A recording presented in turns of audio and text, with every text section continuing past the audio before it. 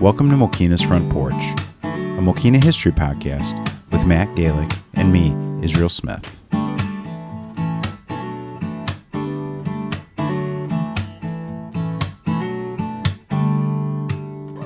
Which brings me to the song my daughters hate for me to sing. The peonies, how lovely are the peonies. Unfortunately, this year, the Mokena Chamber of Commerce Garden Walk was canceled.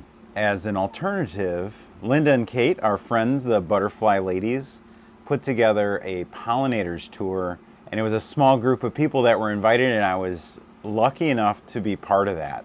Also along on the group was Chuck and Andrea and Gigi on the scene, as well as Mrs. Lori Fleischer and a number of neighbors that I got to meet that I hadn't met previously. So it was a great event. We had a beautiful evening and saw some amazing properties all over Mokena. It was a jam-packed night with 11 different properties, all with 15-minute time windows. So we really got the whirlwind tour of beautiful Mokena gardens. Mokena has a lot of gorgeous properties, and it was really cool to be able to walk through the yards. Enjoy the gardens and enjoy this Pollinators tour.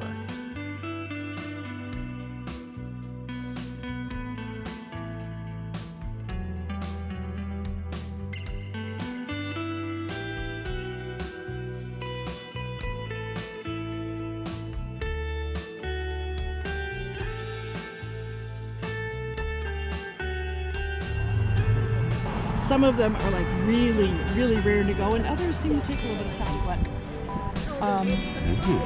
oh my gosh. Oh, these gorgeous.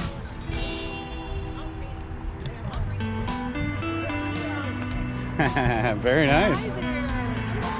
Hi. They're looking beautiful. Everything's looking great out here.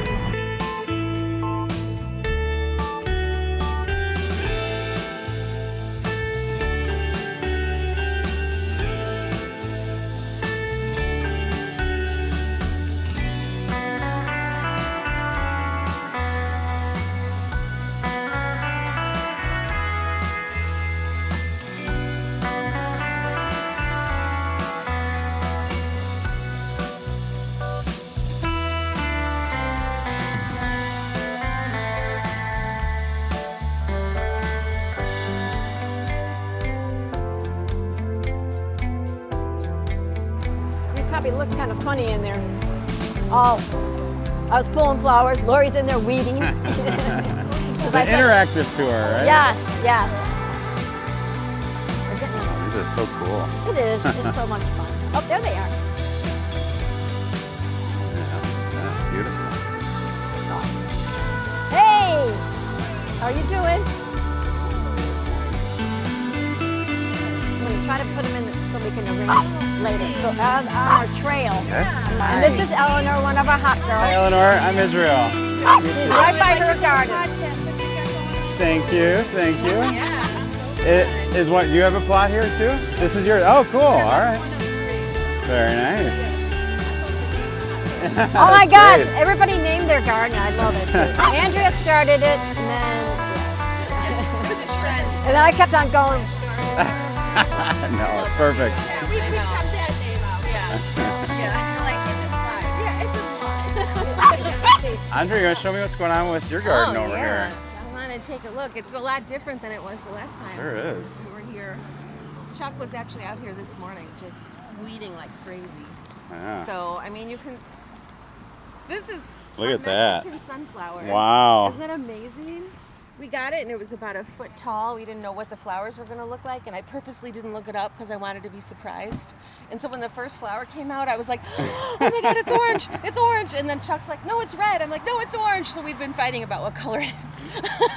Anyway, beautiful. And then the zinnias all came up, and I mean, they're like exploding. They're just, we've got some new ones that here that weren't blooming last time. I believe they're called an obedient flower. Oh, yeah. I've seen so many little bees and stuff flying around, and so many bees, and all our black-eyed Susans are coming up everywhere. yeah. And My milkweed you gave me is about that high now. Oh It's my amazing. God. Okay, yes. So let's say this is milkweed, and let's say you're starting to notice that there looks like there's some like orange dot kind of accumulating things at the top. Yeah. Those are aphids usually, and if I see that, they are a part of the ecosystem, biodiversity. Ladybugs will eat them, but they will also prevent monarchs from laying their eggs because they'll spread out to the. But if you see that at all, I mean, I literally either just take my nail and break it off, throw it out, type of thing, and it kind of gets rid of you getting like an infestation. I love the shirt. Is that a new shirt? One of my nieces made it for me, and it makes its way to. I just keep adding monarchs. Yeah, to it, right. you know? So that and the hat, I just figure, there's always something. And Jackie is my good buddy and friend. Hi, Jackie. I'm Israel. This is Israel. Jackie's actually contributed by giving me some bling. Jackie, do you see the bling? Okay. 5 minutes here, and then so we're going to take our journey. Who put this together? Was it you? Yeah. This is such a neat idea. Yeah, it's kind of like a brainstorm. But then I thought, let's do a pollinator walk. So then Kate's my house, we all with the butterflies. So if we start here, and then there's Judy Jones right down. You guys probably see her house all the time. She's a master gardener, so we're going to stop by her. So we're going to go to Yunker Farm, where Kate and I have a whole mess of stuff going on over there. Plus Pat, where are you? Where's Pat? She over there digging in the dirt again. And we're going to see her she's part of the community garden. Then we go from Yunker Farms to Honey Hut. Barb and her daughter are over there waiting for us. But that's where we get a lot of our greenhouse stuff from. So that'll be fun. And they have the bees and stuff. That's our pollinator part, but we're not going to be able to go by them. And then we're going to Donna's house. And do you have it still in the swallowtails in? The chrysalis, no, I have just the tiny baby. Okay, well, you've got caterpillars going on. I've got one. After Donna's house, then we're going to go to my house, and then we're going to go to Beth and Jim's. So this is our first field trip. She called it a field trip. So not only is it a tour, it's a little field trip. Oh, of course we have Gigi. Gigi, yay! Gigi's on the scene.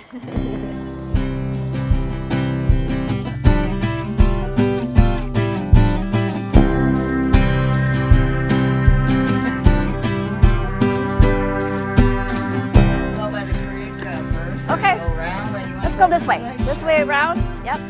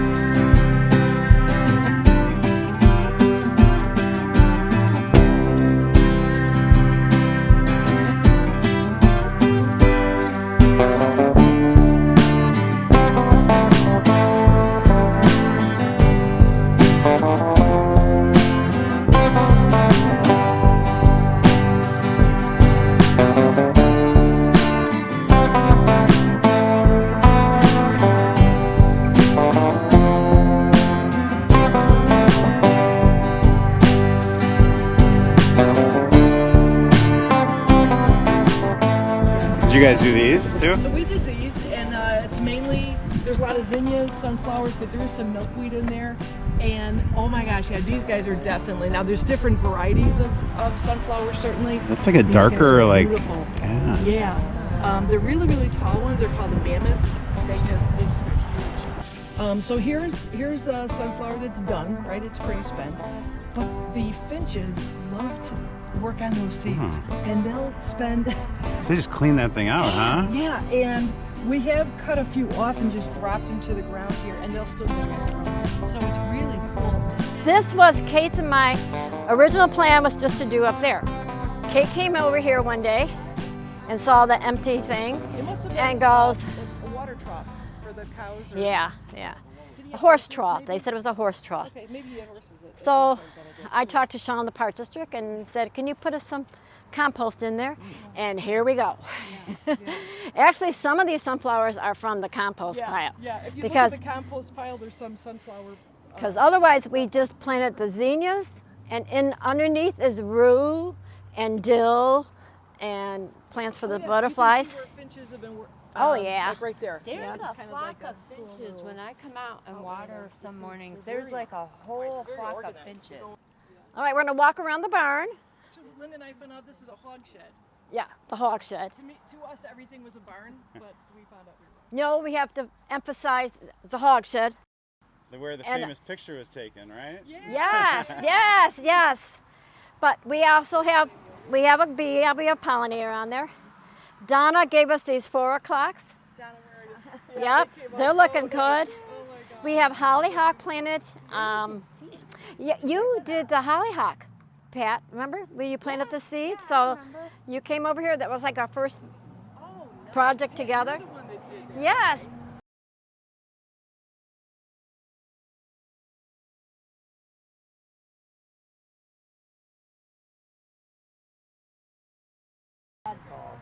They're the ladder gladiolus, yeah, but Oh, wow, they're look not. at that. We have bunnies here. I don't. Yeah, they probably do. But these things are huge. They just like, it took off. So are pumpkins pollinators too? Well, no, the pumpkins actually came from the compost pile. Oh, really? So, yeah, Volunteer pumpkin. a volunteer Funny. pumpkin is right. Cool looking one too. It's Yeah. Oh, we got gladiolas blooming on this side. Wow, look at this side. Holy smokes. Yeah. Isn't that cool? Yeah. We just love it. It just covers the And when I gave pictures to the park district, it was like, this is what I envisioned. And then some now.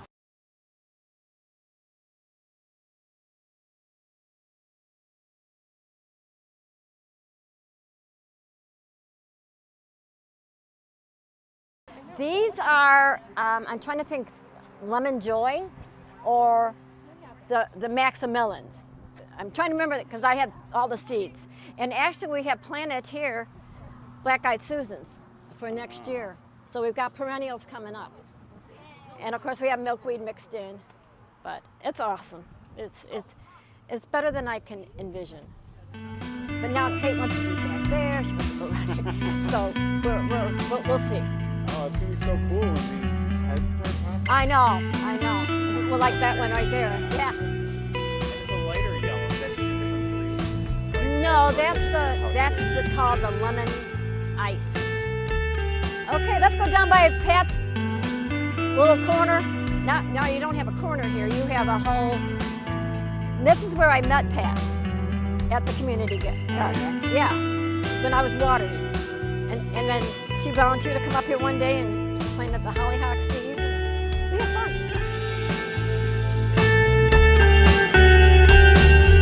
Look at how perfect these things are. Isn't it awesome?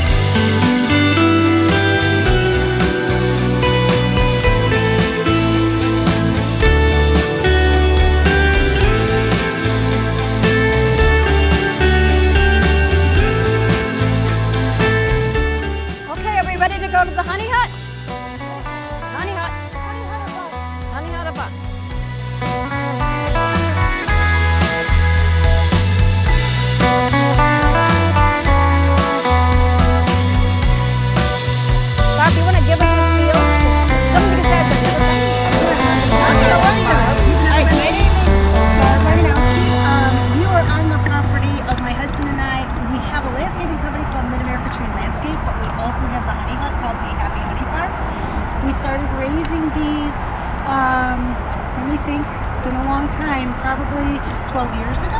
I'm sorry. There we go. So we started out with over 50 hives, and it was just too much for the property. It's 37 acres, but every hive can grow to have 50 to 60,000 bees in it. So it was just too much. They were fighting for all of their pollens and their nectars and everything. So we've since toned it down, and usually anywhere a range between 7 and 13 hives are a really, really good number for us because we're honey producers. If we were strictly pollinators, you can go with that. When the honey started flowing and started coming in, we said, what are we going to do with this honey? And my husband was first coached by a third generation beekeeper, and he goes, oh, you just put a table at the end of the drive and a coffee can and you're good. And I said, I've got a better idea. So hence, that's when the honey hut was born. Most of the bees and the apiaries are out back. We won't see a tour of that, but I did set up a hive here so that if anybody wants to see it, we can let you see it.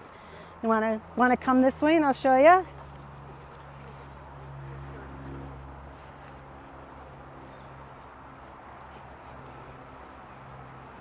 Okay. So usually there's two ways to get bees. The two ways to get bees are you can either catch a swarm, this is a swarm box, or you can buy a package of bees and they come in here. When they come in here, there's a can of syrup and there's about 30,000 bees that are in there that are ready to be dumped into the hive.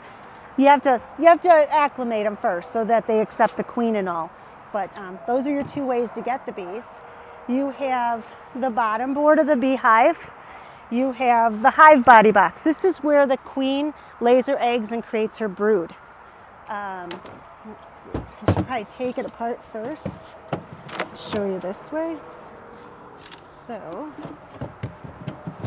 bottom board is screened so that they can cool off a little bit because the hive is generally kept around 98 degrees at all times. So the queen can get a little hot. How we do this is there's little racks in the back, and in the winter time we slide a board in there, and then that protects the cold air from coming in. So like I said, next is the hive body box. This is usually filled with deep frames, and they're a little bit larger, they're a little bit longer than this one here, and that's where the queen lays her brood. So she'll put pollen on the outer edges, and the worker bees will bring in their honey, and they'll have the honey coming around here, and then she'll do her larva, lay her larva, and then hatch that.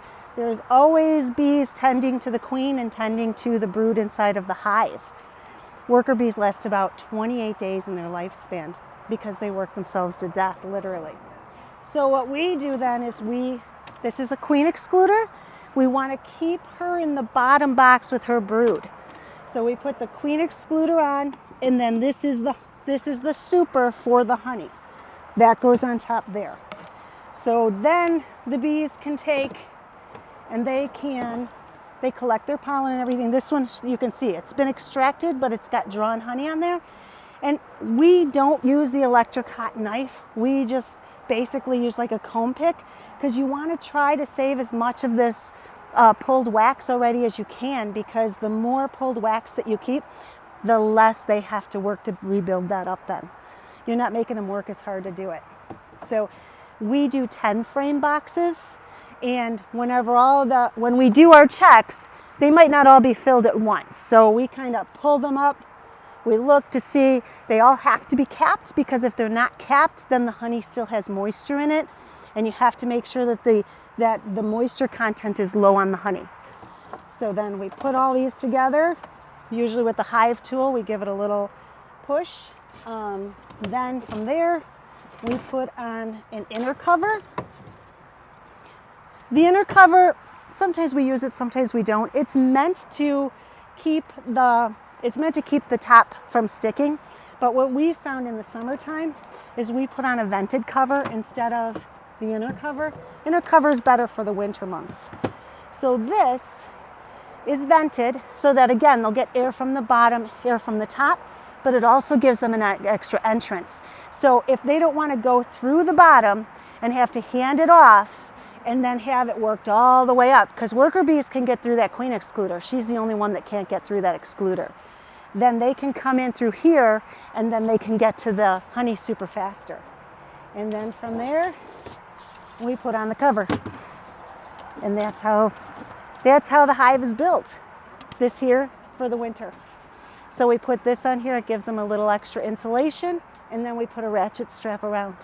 My bees don't go very far at all because they have enough here. Like our back, we don't mow it. So we've got meadow. I will see them up here on occasion, but they're mostly hanging out in the back.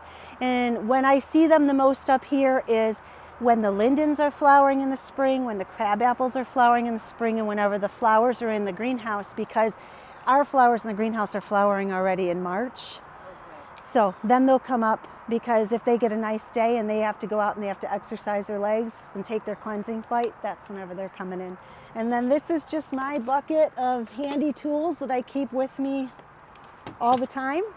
This looks like garbage, but this is actually my closure for my swarm trap, so that whenever I can get them to go in there, then I know that they're all in there, then I close it up with this. I'll just duct tape it again.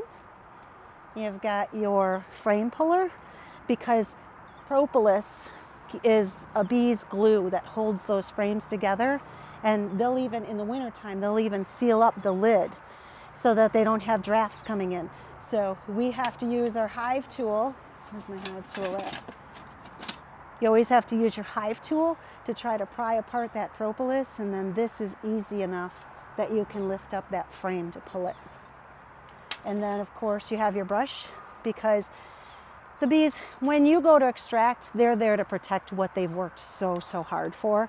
So when you go to extract, we bring the frame up with the frame puller, we set the frame puller down, we give that frame a little shake, and then we go like this. And I've always got an extra empty super box in the bed of here with a lid on it, so that this way I can put it in there, lid it, go back to the hive. And I'm usually parked a good distance away so that they're not coming right after me.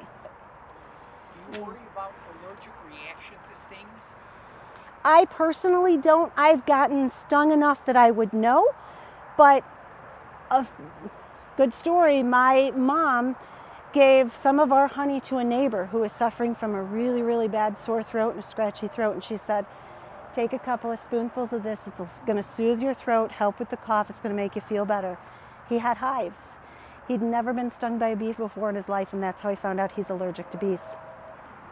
That's what I got for you. If you guys want to walk around and see some of the gardens. Yes, yeah, the smoker. When you go out, if you get a hive, I have a couple of hives that are really aggressive, and then I have some that are just docile. If it's docile enough that I can get into it, I'll just let them do their thing. And you always work from behind the box, not from the front, because they're flight patterns, so they're always coming in. So this is only for the ones that are kind of ornery to me, then you smoke them. Because as soon as you smoke the bees, you're pretty much telling them they've got the day off. You know, they just kind of go into that, okay. we'll just chill. We're gonna, they mellow out, and that's why I try to use it the least amount as possible. Plus, a lot of times I'm out there by myself, so to try to keep pumping this bellow, to try to keep it going, and by the time that I really need it, I'm going, yeah. Where's my smoke? Where's my smoke? All right, go and look.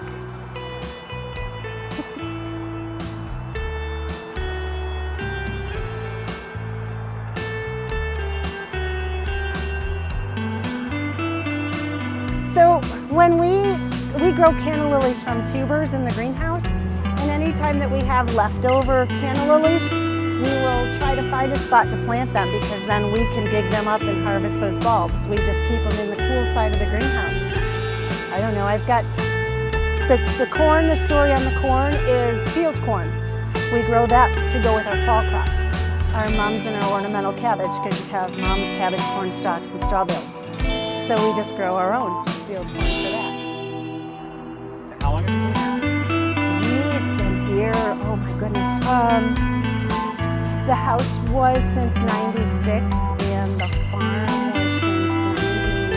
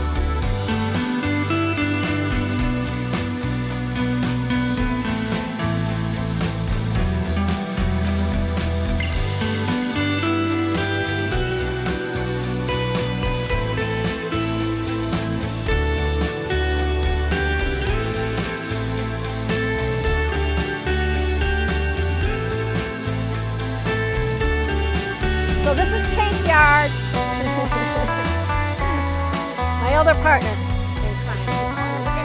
Oh, she's gonna get her wings on. I love it. Yes, she got her new wings. I don't think she got her shoes yet.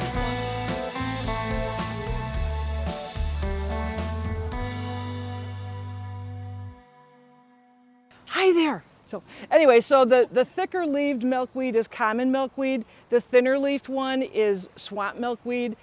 Whether I throw it by seed in the fall, it's a great time of year to throw seed and just throw a little dirt on it. Or if I've taken it from overwintering and put it in the garden, I love it. It's like a jungle, but it's great. It's absolutely great. Couple of these guys, they do grow on rhizomes. There's like a taproot, so these guys are escapees. But I'm the one cutting the grass here. I've left them alone. Another person might have cut them down. But monarchs will only lay their eggs on the back of the leaf of the milkweed, so it's kind of cool to just kind of go on a nature hunt and try to find them. Anyway, so everything that's in the ground are perennials. Everything that I put in pots are pretty much annuals. I just throw in annuals to give a little more color and stuff.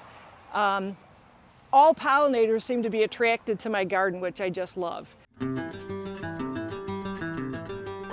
Which brings me to the song my daughters hate for me to sing. The peonies, how lovely are the peonies.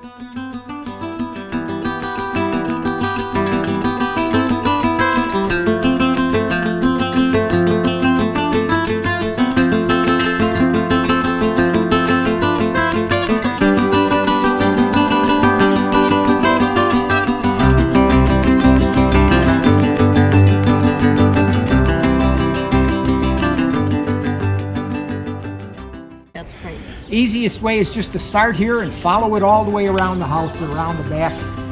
Okay. I opened the drapes in the morning with the morning sun on these things. Yeah. And it's just a spray of good morning. Wow. Sunshine. I mean, it's just unbelievable.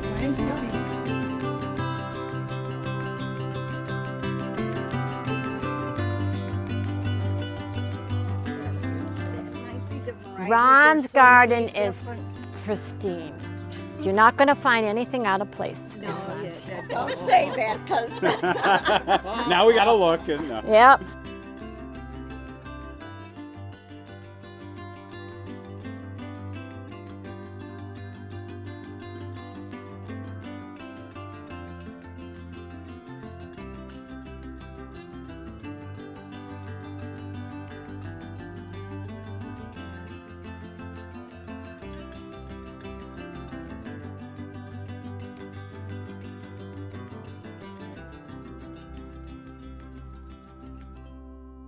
The wind was pretty brutal on, now this is phlox. There we got a butterfly over here. A cabbage one. Oh, there are two of them. There we go. Oh, hello. When would we expect to see monarchs? That's a good story right now. We saw a couple monarchs on our butterflies, you know, over at 19400. Yeah. But we have not found, I have a couple caterpillars at home that I found. I actually found a swallowtail at Home Depot caterpillar, and it's in the chrysalis already. Wow. So you really, you know, a lot of people are saying, I'm in this monarch group, we haven't seen them. We don't know if it was the cicadas or the so much rain, but maybe they're on their way. Maybe, you know, usually by now we have like tons and releases, you know. So she must have found the, she's plants up here, the I love all the variety. I mean, there's such a great variety of plants. yes. Okay, so she's got balsam up here, but then in here, I say she's got dill and rue, and she's got, these are all chrysalis. You see the, yeah, you could see them. She's already had these were all swallowtails. They already emerged. So those were black swallowtails. But they like the dill she's got going on and parsley. And at my house, you'll see I have rue that they like, and that parsley down there. So So the swallowtails, well, yesterday I saw a big, beautiful yellow one. Following around the yard and go on the roof, go on the roof. But, well, she's got that. Oh my God, I bet you the hummingbirds are beautiful up here.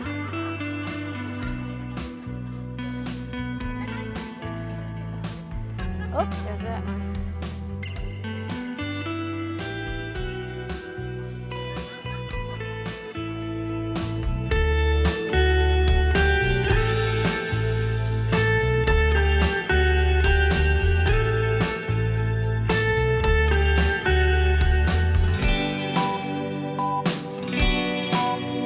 We can head back.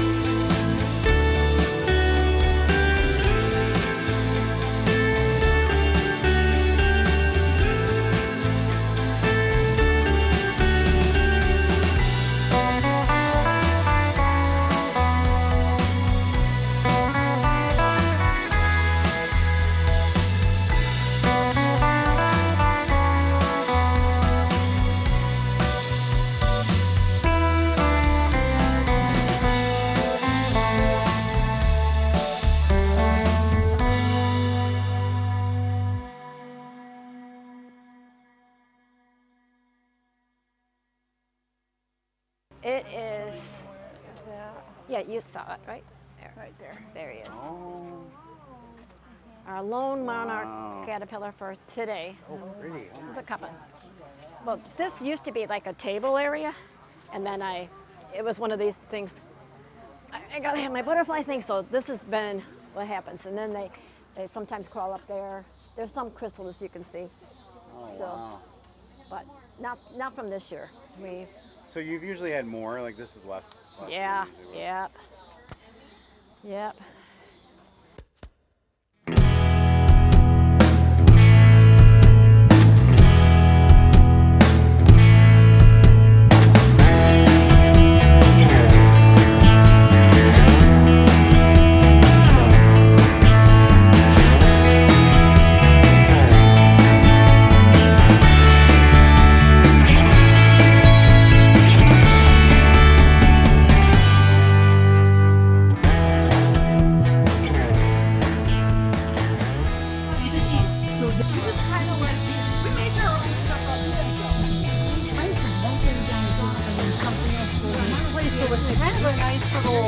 It always looks different flowers. Do you seed it every year? We seeded it. Yeah. Oh my God, and those elephants. That's amazing. Thousands. That's huge. Is that a bulb? Yeah, they'll double and triple. That's awesome. Yeah. Got 'em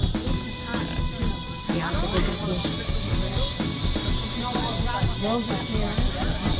Oh wow, look at these stuff climbing up on them. Oh, wow. It's like his garden, and Yeah.